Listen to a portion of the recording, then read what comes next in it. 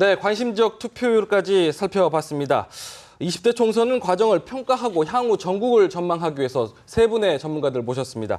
이 자리에 김성 한국자유연합 대표, 차재원 부산 가톨릭대 교수, 윤희웅 오피니언 라이브 여론분석센터장 나오셨습니다. 어서 오십시오. 네, 안녕하십니까. 안녕하십니까. 지금 투표가 시작된 지 지금 11시가 막 넘었으니까 5시간 정도 지났는데요. 지금 현재 투표율이 지금 어느 정도 19%, 20% 좀 안 되게 나오고 있습니다.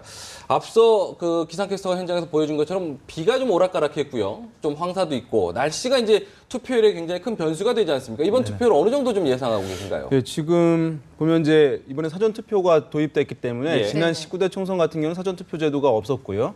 그래서 사전 투표 제도가 도입된 것은 이제 지난 2년 전 지방선거이거든요. 그래서 이제 이전 걸 가지고 이제 비교를 지금 이제 해볼 필요가 있을 텐데요. 지금 이제 11시 투표율이 아직까지는 발표가 안 됐나 본데요. 네. 전국 투표율이.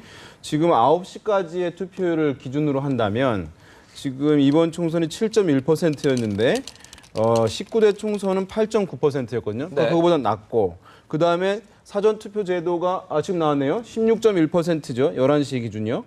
이것을 기준으로 말씀드리면 19대 총선은 19.6이었거든요. 네. 그거보다 낮습니다. 그러니까 네. 또 사전 투표 제도가 도입되었던 적용되었던 지난 이제 2016년 지방선거 때도 11시 기준으로 18.9%였는데 네. 지금은 16.1%니까 이게 보면 이전 앞서 두 번의 뭐 지방선거와 총선에 비해서는 낮은 수치라고 볼 수 있어서 예. 이것이 이대로 가게 된다면 이것이 뭐 아침에 어떤 기상 때문에 그런 것이 아니고 일반적인 패턴이라고 한다면 지난번 총선이라든가 지방선거 수준 넘지 못할 가능성도 지금 배제할 수 없다. 50% 중반이 약간 어려울 가능성도 지금 현재로서는 배제할 수 없어 보이는데요. 네. 만약에 이제 날씨가 좋아지게 된다면 오후에 대폭적으로 좀 개선이 되긴 할 텐데요. 지금 나오고 있는 것에 어쨌든 오후 1시부터는 이제 사전 투표율이 합산이 됩니다. 그렇겠죠. 오후 1시부터 그때는 이제 뜨긴 합니다만은 그래서 높아지긴 합니다만은 그런다 하더라도 이것이 이제 50% 중반대를 뛰어넘고 일각에서는 60% 넘을 거라는 전망이 네. 있습니다만은 이 패턴으로 간다면 60% 넘기는 거의 좀 어렵지 않나 사실상 이렇게 예상이 좀 됩니다. 사전 투표율이 12.2%가 나왔고 이게 오후 1시부터 적용이 되기 때문에 아직까지는 좀 판단을 유보할 수밖에 없는 상황인 것 같은데요. 투표율에 대한 전망 어떻게 하고 계십니까? 저도 뭐 지금 윤 센터장님하고 생각이 좀 비슷합니다. 네. 지금 사실 이번에 그러니까 지금 역대 선거에서 투표율이 날씨란 변수보다는 오히려 정치적인 요인에 의한 변수가 더 크거든요. 예, 지난번 그 18대 총선 같은 경우는 상당히 이 18대 총선이 46.1%입니다. 네. 이때 같은 경우는 그 바로 직전에 있었던 대선에서 이 야권이 500만 표 이상의 그 대패를 했습니다. 예. 그때 바로 이어진 총선에서 야권의 지지자들이 그 자포자기 심정으로 투표장에 가지 않았던 그런 결과가 됐고 19대 같은 경우는 상당히 높았죠. 그 이전에 비해서 54.2%까지 올랐던 이유는 그 해 바로 12월 달에 대선이라는 이 큰 행사가 있었기 때문에 일종의 예. 사전투표 양상이 상당히 있었거든요. 그런데 이번에는 지금 사전투표가 이제 지금 실시되기 때문에 네. 전체적으로 이제 어느 정도 올라갈 수 있다고 보지만 그럼에도 불구하고 저는 낮게 보는 이유가 이번에 공천 파동을 비롯한 각 당내의 그런 내용 때문에 네, 네. 정치 혐오청 내지는 정치 무관심증이 좀 늘을 수밖에 없다. 네. 또 하나는 무엇보다도 이 선거에서 커다란 이슈가 없었다. 네. 쟁점이 되는 게 없었다는 거죠. 그렇기 때문에 투표장에 나갈 이 표심들이 별로 그렇게 이끌리지 않는, 그러니까 투표장을 이끌어낼 수 있는 동력이 약화된 것이 아닌가 하는 생각이 듭니다. 네, 지금 화면으로 보시는 거 보면 최근 선거 투표율을 좀 기록한 건데 이 시각 현재 기준으로 본 겁니다. 그러니까 5대 지방선거, 19대 총선, 18대 대선, 6회 지방선거까지 다 비교를 해도 현재 지금 투표율이 16.1%로 굉장히 낮은 수준이거든요.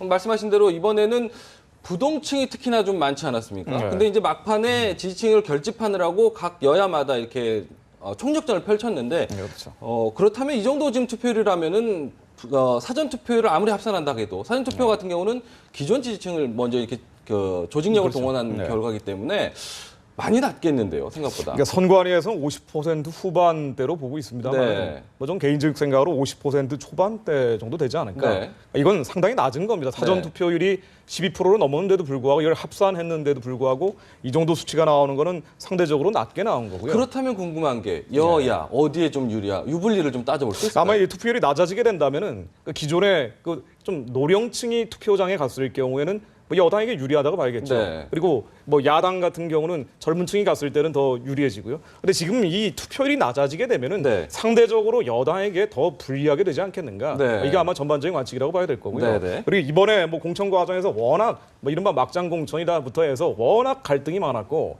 정책이나 이념, 노선, 그러니까 국가가 나아가야 될 비전에 대해서는 얘기하지 않는 깜깜이 선거로 치러지다 보니까 네. 아마 유권자들 입장에서는 이런 생각 많이 할 것 같습니다. 그러니까 차선도 아니고 차악의 선택이 투표였는데 이제는 차악도 없는 것이 아닌가. 아, 투표 예. 포기로 또 하나의 의사표시를 하고 있는 게 아닌가. 예. 뭐 이럴 가능성도 상당히 지금 투표율은 보여주고 있는 게 아닌가 생각이 됩니다. 세 분 모두 상당히 낮게 투표율을 예상을 해주셨는데 또 오후에 날씨가 좋아지면 어떻게 될지는 계속해서 지켜봐야 할 것 같습니다. 네.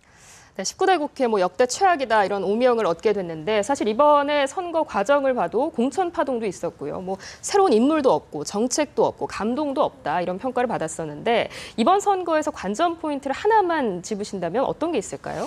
결국은 저는 뭐 그러니까 지금 하나를 말씀하라고 그랬지만 예. 제가 두 가지를 이야기하겠습니다. 네. 저는 일단 그 여당의 가반 그 의석을 어떻게 확보하느냐 안 하느냐. 또 하나의 기준은 이 야당의 적통 싸움이 어떻게 될 것이냐. 예. 이 두 개가 아마 최대의 관전 포인트가 아닐까 생각하는데요. 네.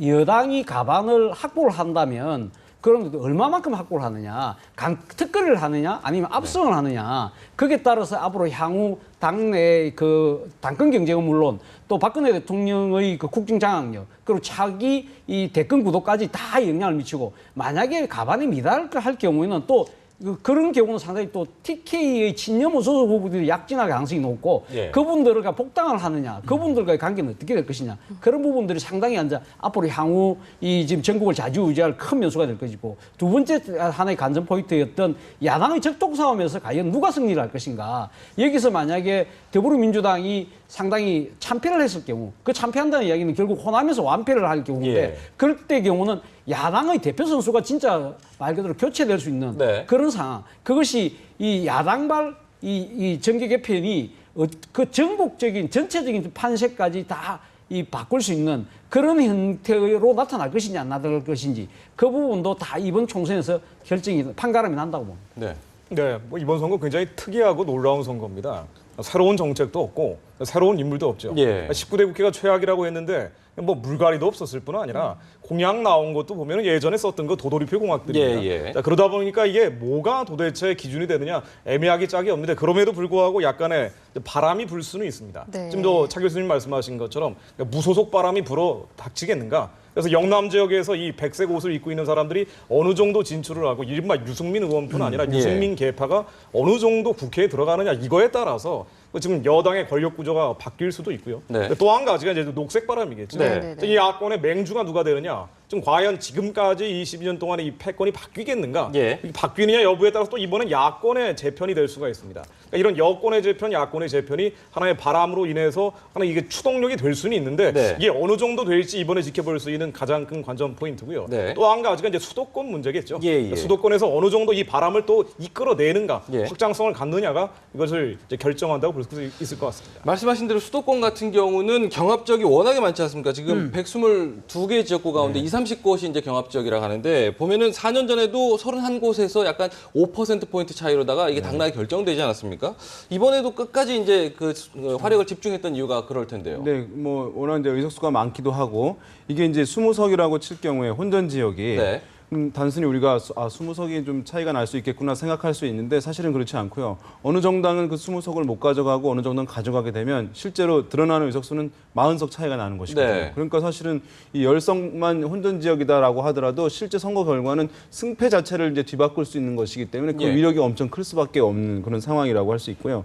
그래서 이제 이번 경우에는 특히나 이제 어려웠던 것은 지금 1대1 구도라고 한다면 어쨌든 야권 성향층도 사실 하나의 정당으로 결집이 되는 것인데 지금 이제 국민의당 출연으로 인해서 지금 이 표심이 이제 어떻게 흘러갈지를 모르는 그런 상황이거든요. 특히나 이제 여당 지지층들은 결집도가 어쨌든 완벽하게 복원이 안 되고 있다는 전 변수가 이제 하나 있고요. 예, 측정이 예. 어려운 부분이거든요. 예. 거기에 이제 야권층들이 전략적 투표를 하긴 할 텐데 국민의당이 막판에 어떤 독자성과 어떤 그 기류를 강화해 왔거든요. 그런 것은 지역에 있는 후보들에게도 국민의당 지지자들이 투표할 가능성을 높여준다는 이제 징표거든요. 예, 예. 그렇게 될 경우에는 전략적 투표가 제약될 수도 있다는 점 때문에 야권 전체의 포션은 넓지만 그것이 이제 승패를 뭐 예상하기 쉽게 예상하기 어려운 그런 상황으로 가고 있는 것인데요.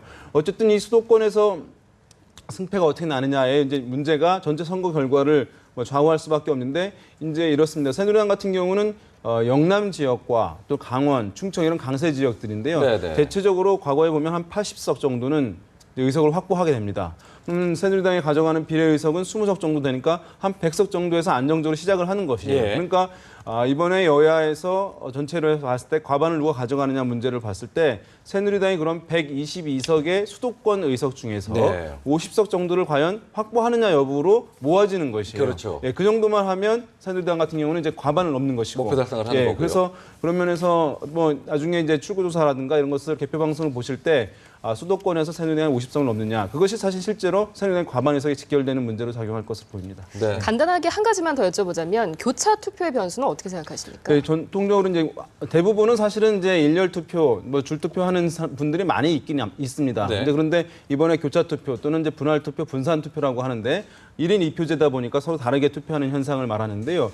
일단은 이제 보면은 새누리당 지지자들 같은 경우는 상대적으로 이 교차 투표 현상이 적습니다. 왜냐하면 정당에 대한 충성도가 비교적 강하고요. 예, 그다음에 예. 이제 보수 진영 내에서의 대한 정당이 존재하는 상황이 아니에요. 네, 네. 근데 야권은 다릅니다. 야권은 이제 해당 정당에 대한 지지가 사실은 배타적 정당이 지지가 아니에요. 그러니까 더 강한 것이 이 사람들의 심리는 보수 정치 세력의 확장을 견제하는 심리가 더 강해요. 예, 예. 그러다 보니까 정당 지역 투표에서는 달 후보에게 투표하는 현상이 강합니다. 이른바 네. 전략적 투표라고 하는. 네, 네. 그러나 이제 정당 투표 같은 경우는 사람들이 뭐 균형을 찾고자 하는 심리도 있고 또 기존에 자기가 선호했던 정당을 지지해서 그래서 진보성에 강한 이제 야권 유권자들은 정의당으로, 네. 그다음에 호남과 본인이 연계되어 있는 유권자들은 국민의당으로 정당 투표에서는 그렇게 갈 가능성이 있기 때문에 네네. 실제적으로 교차 투표는 야권 층에서 많이 일어날 가능성이 있고 그것이 이제 약간 조심스럽긴 합니다만 더불어민주당이 이 교차 투표에 상대적으로 피해를 좀 볼 가능성이 좀 높아 보인다 이렇게 네. 전망해 볼 수 있겠습니다. 알겠습니다. 지금 뭐 교차 투표 하시는 분들, 오늘 지금 투표하시는 분들도 어떻게 할까 좀 고민을 하실 것 같은데 무엇보다 이번 총선이 여러 가지 의미를 갖는 것 중에 하나가 특히 이제 박근혜 대통령의 임기 후반을 어떻게 가느냐 이게 중요한 거 아니겠습니까? 이게 새누리당이 과반을 확보하느냐 안 하느냐에 따라서 레임덕이 빨라지느냐 느려지느냐 결정하게 될 텐데요. 그렇죠. 지금 이제 가반의 그러니까 새누리당의 그 가반 그 의석 여부가 사실은 뭐 당내의 대권 구도 뭐 당권 구도도 중요하지만 예. 박근혜 대통령의 국정 장악력이 임기 말까지 가느냐 안 가느냐 그것도 상당히 그 좌우하는 큰 변수거든요. 네. 그래서 지금 이제 문제는 이제 그러니까 가반은 제가 봤을 때는 좀 달성할 가능성이 높다고 보는데 예. 문제는 그 특거리를 하느냐 아니면 압승을 하느냐에 따라서 많이 차이가 날 거라고 예. 봅니다. 만약에 특거리 정도를 하게 된다면 박근혜 대통령의 그 국정 장악력이 뭐 지금하고 거의 그 별차는 차이가 없다고 보지만 네. 만약 압승을 하게 되면 상당히 친박계가 당내에서는 득세를 하면서 이거 대통령의 입김에 의해서 국정이 좌지우지되는 그러니까 당정이 좌지우지되는 네. 그런 성향이 아마 높아질 가능성이 크고 그 박근혜 대통령의 그 박심에 따라서 차기 대권 구도도 짜여지는 네. 그런 형태로 될 가능성이 높다. 그러나 특거리를 하거나 미달했을 경우는 물론 미달하게 되면 박근혜 대통령은 바로 거의 레임덕으로 들어갈 수밖에 없는 이번에 유세에서도 김무성 대표를 비롯한 이 당 지도부가 미달되면 식물정부 된다는 이야기가 예. 그 엄포만 아닐 수가 있다는 거죠. 그러나 네네. 특거리를 하게 되면 상당히 당내에서 서로 이 엄청난 이 개파 간의 그 알력이 심화될 수도 있다. 네네. 그렇게 봅니다. 예. 그러니까 김무성 대표 입장에서도 이번 총선 물론 박근혜 대통령의 레임덕도 문제지만은 김무성 대표의 향후 대권 도전에도 굉장히 중요한 역할을 하지 않겠습니까? 네, 그렇죠. 뭐 이번에 새누리당의 과반을 얻느냐 얻지 않느냐에 따라서 김무성 대표 대권으로 가느냐 가지 않느냐도 굉장히 큰 영향을 미칠 수밖에 없는 선거라고 봐야 될 거고요. 네. 그러니까 만에 이제 과반 이상을 얻게 되면은 김무성 대표 입장에서는 전략적으로 우위를 선점하는 거라고 볼 수도 있습니다. 네. 다만 이게 이제 조금 더 넘어가서 압도적 우세가 돼버리면은 친박 계열들이 그 대권은 물론 차기 권력을 결정할 가능성도 있고요. 예. 자, 그러나 이게 만약 과반 미만이 되거나 그럼 턱걸이를 하게 될 경우에는 이 경우에는 그야말로 이제 김무성 대표는 궁지에 몰릴 가능성이 있습니다. 책임론이 당장 제기될 거고요. 자, 이 책임론이라는 게 옥새 파동이라든가 이런 모든 문제들 사실은 친박과 비박 간의 싸움으로 결정된 건데도 불구하고 일단 당내에서 세력이 약하니까 당신이 옥새 파동에서 이렇게 된 거 아니냐. 일단 1차적인 책임이 김무성 대표에게 가해질 가능성이 많고 네. 이 경우에는 권력 구도도 차기 미래 권력 중심으로 새로 재편되고 그리고 세대 교체라 그러죠. 거죠. 그러니까 외곽 지역에 있는 새누리당의 다음 대권 주자가 누가 대안이 될 수 있겠는가 이런 얘기들이 급속도로 제기될 가능성이 있죠. 일단 김무성 대표는 총선 결과와 상관없이 사퇴를 하겠다 이렇게 배수진을 쳤기 때문에 그렇게 되면은 뭐 5월이나 6월에 조기 전당대회가 열리지 않겠습니까? 이때쯤 또 개파 간 혈전이 이뤄질 것이다 이런 예상도 벌써부터 그래서 나오는데요. 지금 이제 그 개파 간의 친박과 비박 간의 이제 갈등이 사실은 해소됐다고 보는 사람들은 이제 아무도 없는 것인데 네. 일단 1차적으로 말씀하신 전당대회에서 당권을 놓고 또 이제 원내대표, 뭐 또는 국회의장 등을 놓고 이제 일전이 이제 불가피한 상황인데요. 먼저 이제 당권을 놓고서 경쟁할 상황인데 여기서 사실은 이제 많은 고민들이 있을 수 있습니다. 만약에 친박 이것이 이제 어떻게 되느냐에 따라서 여권의 어쨌든 이 개파 간에 또는 이후의 정계 개편에도 상당히 이제 영향을 줄 수가 있을 텐데요. 네. 만약에 이번에 친박계 의원들이 다수 당선이 되고 또 당권까지 친박계가 가져갈 가능성이 이제 1차로 있겠죠. 또 반대로 당권에서 비박계의 어떤 인물이 당권을 잡을 수도 있는 가능성도 있는 것인데 네. 만약에 비박계에서 당권을 잡을 경우에는 이 체제가 그대로 갈 가능성은 상대적으로 높아진다고 할 수 있겠습니다. 왜냐하면 어쨌든 뭐 친박계가 독자적으로 어떤 세력들을 뭐 모아서 탈당하거나 이럴 가능성은 많지 않거든요. 어쨌든 박근혜 대통령 국정 후반기를 뒷받침하는 갈 텐데 만약에 친박계가 당권을 장악을 했다. 그리고 어쨌든 그것이 기존의 이번 공천 과정에서 보여줬듯이 친박과 비박 간의 갈등들을 굉장히 노골적으로 표면화시킬 경우에는 국민의당 출현 등 야권의 분화는 또 여권의 분화를 촉진할 가능성을 배제할 수가 없거든요. 그리고 대권이라고 하는 자기 정권 안에 들어와 있는 상황이에요. 뭔가 획득할 것이 없을 때는 변화를 도모하지 않지만 네. 뭔가 획득할 것이 있는 경우에는 변화를 도모할 가능성이 높은 것이거든요. 네. 그런 면에서 봤을 때 그런 친박계가 당권을 잡고 또 그것이 배타적인 당권 운영, 당 운영 이런 식으로 운영이 될 경우에는 여권 내에서도 어떤 분화나 변화 가능성도 상당히 높아질 수 있다. 네네. 그런 면에서 이제 대권을 앞두고 한국 정계에서 사실 이제 어떤 변화가 갈지는 아무도 이제 사실 예상할 수 없는 굉장히 큰 변화가 일어날 가능성도 있어 보입니다. 알겠습니다. 지금 사실 뭐 더불어민주당도 이 총선 결과에 따라서 목숨 걸 사람들이 정치 생명 걸 사람들이 굉장히 많은데 특히 이제 같은 대권 주자로서 이제 더불어민주당의 그 문재인 전 대표 같은 경우도 지금 보면은 새누리당 과반 저지가 일단 목표 아니겠습니까? 네. 근데 지금 새누리당의 가반 저지가 지금 많은 전문가들이 어렵다고 보고 있는 거 아닙니까? 근데 향후 어떻게 될까 걱정됩니다. 그렇죠. 그러니까 네. 지금 이 문재인 대표가 지난해 28 전당대회에 나왔을 때 본인이 총선에서 만족할 결과를 못 얻으면 본인이 그냥 정치를 접겠다는 이야기를 했기 때문에 그러니까 지금 새누리당이 뭐 가방을 하더라도 약간 특거리 정도로 한다면 어느 정도 인정이 뭐 또 계속적으로 갈 수 있겠지만 그러나 그러니까 전체적으로 더불어민주당이 그러니까 가반 저지도 가반 저지지만 이 더불어민주당의 의석이 세 자릿수가 붕괴되는 그러니까 예를 들면 90석대로 떨어지는 경우는 그렇죠. 상당히 책임론에 휘말릴 가능성이 크다. 예. 무엇보다도 문재인 대표의 거취를 결정하는 부분은 또 호남에서 지지를 거두면 본인이 정계를 은퇴한다고 했기 때문에 그랬죠. 호남에서의 지지를 어떻게 평가를 할 것인가. 네. 그것이 지금 이제 누가 다 봐도 이거 완패다. 호남에서 완전히 이 민심이 더불어민주당을 떠났다는 결론이 나온다면 네. 아마 문재인 대표는 자신의 말대로 정계를 떠나야 될 수밖에 없는데 과연 그 기준이 뭔지는 좀 애매모호한 측면이 분명히 있습니다. 네. 분명히 있지만 그러나 모든 사람들이 대체적으로 공감하는 선은 분명히 있을 거라고 보는데 저는 개인적으로 전체적으로는 더불어민주당이 한 95석 네. 선이 무너진다든지 네. 아니면 지금 호남에서 최소한 두 자릿수 이상을 확보 못할 경우는 문재인 대표의 정치 생명은 아주 위기에 직면할 수밖에 없을 거라고 김종인 봅니다. 대표가 얘기했던 107석이 아니라 90. 그렇죠. 95석까지 보는데 네. 모르겠지만 이건 제가 생각하는 거고 네네. 문재인 대표는 또 나름대로 생각을 다르게 생각할 수도 있죠. 네네. 그러니까 지금 이제 그 김종인 대표는 뭐 107석이 안 되면 본인이 비례대표도 간두고 네네. 떠나겠다고 했으니까 뭐 그 기준에 맞출지는 뭐 문재인 대표가 어떻게 생각할지는 모르겠지만 네네. 제가 봤을 때는 나름대로의 그런 기준선이 그 정도 수준이 되지 않을까 하는 생각이 듭니다. 네, 알겠습니다. 말씀하신 것처럼 문재인 대표의 경우에는 그 기준선이 명확하지는 않은 상황인데 그래도 여론조사를 보면 차기 대권 주자 가운데 1위를 기록을 하고 있거든요. 이번 총선 결과에 따라 뭐 대권 주자로서 입지 당연히 영향을 받을 텐데 어떻게 예상을 하십니까? 네, 그러니까 뭐 이 보기 따라서는 달라질 수 있겠습니다만은 지금 더불어민주당에서 제시하는 일종의 마지노선 100석 정도로 보고 있죠. 세 자리가 다느냐, 뒤 자리가 되느냐 이게 아마 국민들이 느끼는 그 감도가 달라질 거라고 보고요. 예. 더불어민주당이 그래도 선방은 했다, 아니면은 참패했다. 아마 100석을 넘느냐 넘지 않느냐가 엄밀한 뭐 기준이 될 수도 있습니다. 근데 만일 100석을 넘는다 그러면은 현상이 유지될 가능성이 많습니다. 차기 대권을 놓고 일종의 안정적으로 뭐 준비를 할 수 있는 호흡을 긴 호흡을 가질 시간이 될 거고요. 네. 그럼 뭐 그렇게 되면은 뭐 김종인 대표는 107석으로 얘기를 했지만은 김종인 대표 체제가 다음번 권력 구조를 만들 때까지는 좀 안정적으로 어느 정도 기간 갈 수 있지 않겠는가. 또 문재인 대표도 공을 인정받을 가능성이 많다고 봐야 될 거고요. 예. 그러나 이제 100석이 아니고 이 두 자릿수로 떨어졌을 경우는 현상이 타파가 될 겁니다. 그렇죠. 그럼 야권이 재편될 것이고 야권 재편이 되면서 두 가지 변수가 추가적으로 따르겠죠. 그러니까 호남 지역의 맹주가 이제 새로 떠올랐을 가능성이 많고요.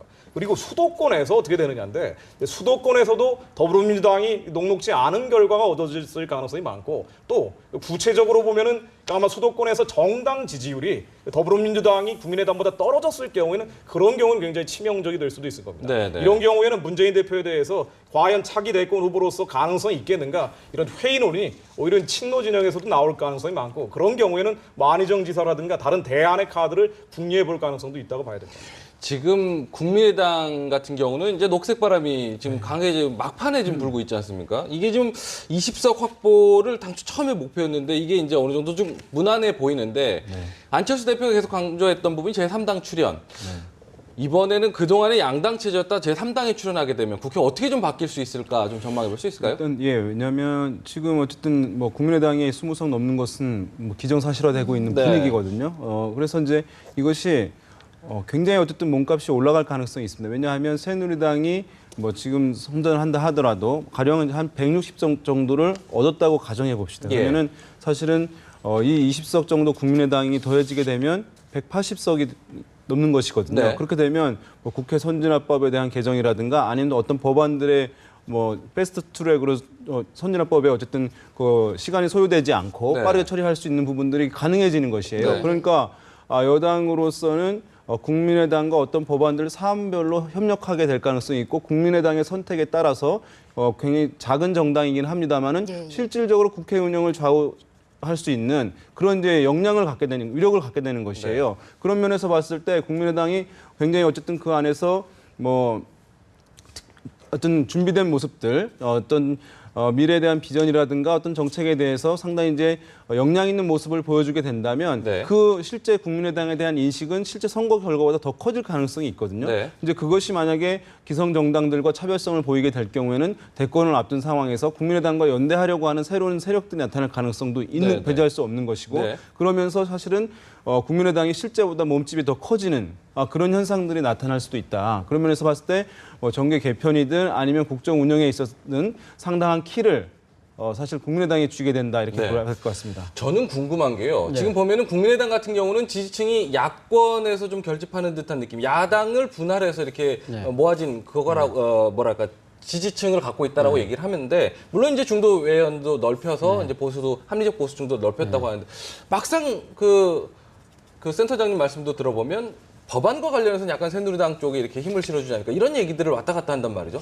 정확한 정체성을 어떻게 봐야 될까요? 저는 그러니까 지금 이제 그러니까 국민의당이 지금 어떻게 보면 뭐 이렇게 좀 폄하하시는 분들 표현에 하면 호남 자민련이다 이런 네. 이야기를 하잖아요. 그럼 호남 자민이라는 이야기는 지지 기반이 있고 호남이라는 뜻이거든요. 네. 그렇다면 호남의 지금 현역급 의원들이 지금 아무래도 지금 지역급 의원들은 그러니까 지금 호남 쪽 의원들이 다수가 될 수밖에 없는 그런 네. 상황이기 때문에 과연 안철수 대표가 지향하고 있는 그런 중도 외연, 중도 가치를 과연 실현할 수 있을까? 그러니까 제3당으로서는 서기는 서지만 예. 과연 그러니까 새누리당과 사안별로 연대를 하고 싶어 할 때 네. 당내 똑같은 그러니까 한 목소리를 낼 수 있을지 그 부분에 대해서 상당히 앞으로 주목해야 될 부분이 아닌가 생각이 든다는 거죠. 네. 결국 이게 무슨 말이냐면 국민의당은 지금 현재 지금 양당의 거대 기득권 구조를 타판다는 그 명목으로 출연하긴 했지만 예. 사실 따지고 보면 야권 내의 주류 경쟁에서 사실 그것을 못 이겼기 때문에 떨어져 놓은 측면이 분명히 있잖아요. 네. 그렇기 때문에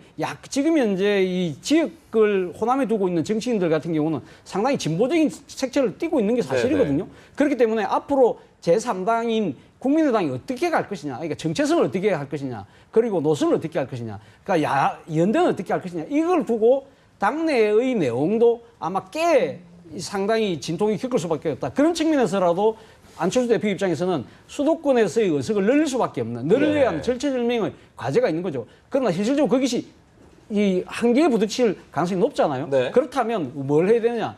비례대표 정당 대표를 늘려서 비례대표 의석을 늘리면 네, 지금 네. 비례대표 의석이 당선권에 들어와 있는 분들이 다 중도의 가치를 갖고 있는 안철수 대표의 하고 가까우신 분들이거든요. 예, 예. 그분들하고 그다음에 호남의 지역구 의원들하고 당내 양대 축으로서 사안별로 상당히 논쟁을 벌리면서 당을 운영해 나가지 않을까 그런 생각이 듭니다. 네. 향후에 어떤 당의 정체성, 노선과 관련한 의문점 좀 짚어주셨는데 이번에 안철수 대표 개인에 대해서 좀 살펴보자면 어쨌든 야권 연대 불가방침을 관철시켰고 네. 이번 총선에서 만족할 만한 성적표를 받게 된다면 향후 대권과도의 긍정적인 시도가 켜지게 될까요? 네, 그렇죠. 이번 총선에서 가장 주목할 만한 정치인이 누구냐, 뭐 이런 여론조사도 보면은 안철수 대표를 지적을 하기도 하고요. 네. 뭐 어쨌든 객관적으로 나온 조사니까요.